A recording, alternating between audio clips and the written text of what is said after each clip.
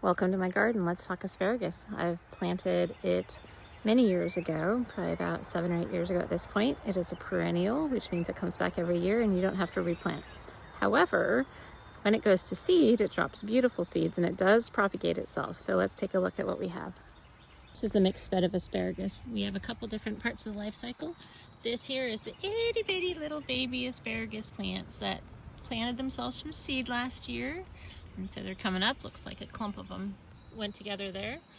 Over here, this is what happens when asparagus goes to seed. You can certainly see if you let it go too long. This is taller than I am. This is probably about 6 feet tall. Right here, this is just an asparagus that has gone way past its edible. Now you're going to want to do that from time to time to just allow those crowns to really get nice and healthy. And then you've got some that are, this one, the rule of thumb is to let them, don't eat them for the first 3 years or so. And anything bigger than about the size of a pencil is fair game for eating. This one is probably right on the cusp. We can probably eat that one. This one here it's a little thicker than you might normally want, but man, this thing is tasty. So we'll just go ahead and snap that puppy off. Look at that, that's beautiful.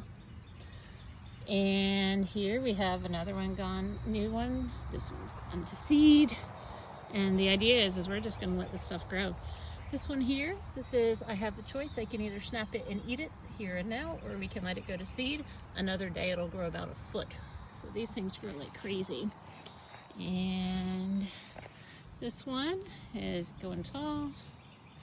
That one's a little too small to eat. These I've already snapped off and eaten, so I leave a little bit above the top so that I know where the crowns are for next time. Seriously, asparagus straight from the garden.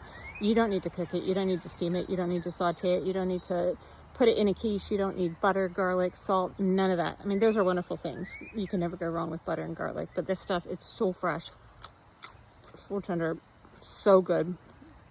Can't recommend it enough. Now, one little tip. Asparagus doesn't like to share its bed, so you do want to put it in its own space. But what I like to do, I plant garlic on the periphery just to help deter pests. Otherwise, so good.